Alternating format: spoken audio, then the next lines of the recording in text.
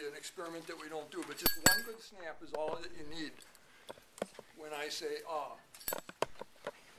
Missed it. My goal is to break that habit. As grammarian, I'm going to be paying attention to the words you use. I'm not an expert in English, although it is my first language. If something sounds strange, I'm just going to write it down and bring it up when it's time to bring it up.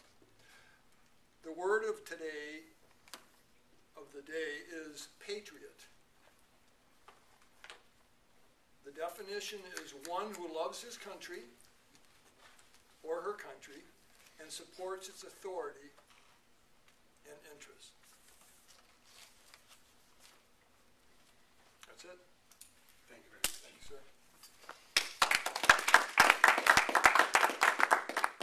Okay.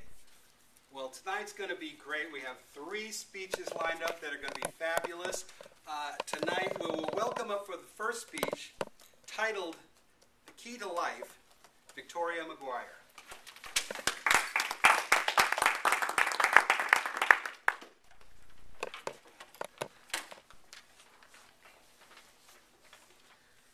The key to life. Now, I want you to listen closely. Are you ready? I'm about to give you the key to life.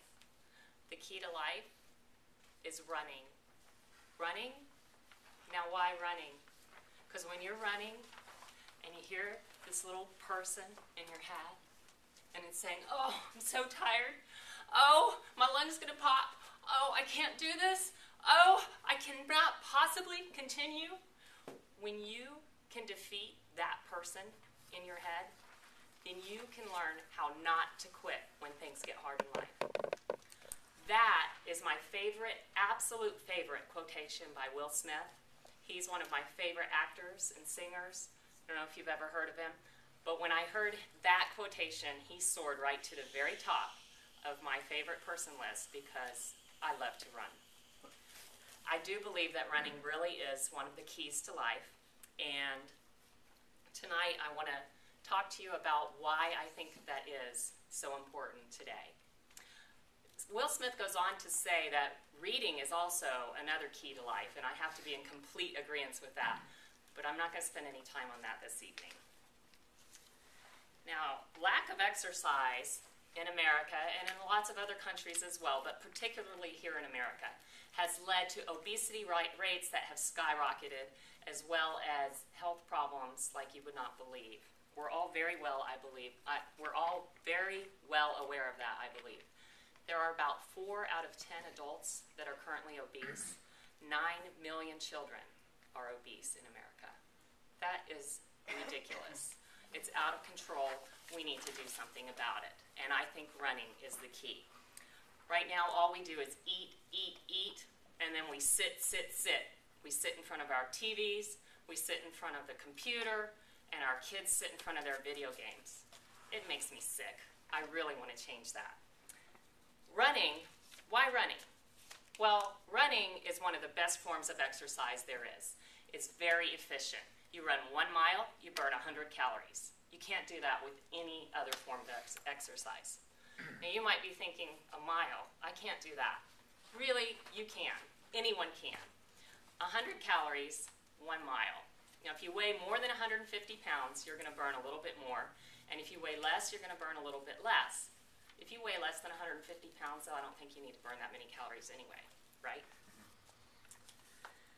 Now, once you've become a regular runner, your body is going to become much more efficient, and you're going to burn more calories throughout the day, not only when you're running, but just when you're sitting and watching the TV. You'll be burning more calories, and that helps you to achieve the goal that all dieters are chasing, which is calorie deficit, which equates to weight loss. Now, the second reason that I think running is the solution to this problem is that we, as humans, we were born to run. I just read this book entitled Born to Run that goes on to explain exactly how humans were born to run, and whether you believe in creation or evolution or a combination of the two, humans do have certain characteristics that make us unique and make us great long-distance runners. The first characteristic is the ability to sweat. While many of us find that annoying and disgusting, we're one of the very few animals out there that can cool ourselves down by sweating, which gives us a huge advantage over, say, a dog that has to lie down and pant with its tongue hanging out. We can just keep going and continue on and pass all these animals. Now, if you put a man or a woman up against like a cheetah or any other animal, of course, in a short distance sprint, we'll lose almost every time. But if you put a human or, man, woman, doesn't matter, up against a horse on a hot day and make them run 26.2 miles, guess who wins? We do. We rock. Yes. So everyone is born to run. We have lots of characteristics. I'm not going to bore you with all of that, but some of the main ones are that ability to sweat, our short little toes as compared to monkey toes, our big butts, lots of little things like that that help us to run long distance when other animals can't. They may be faster than us, but we can beat them in the long run. The next reason that I think running is a great form of exercise is it helps you with your learning and your memory skills. They've done numerous studies that have shown that children that study a certain material for a certain amount of time, they take one group that hasn't exercised and make them study it, and they take another group that has and make them study the same materials, and then they test them.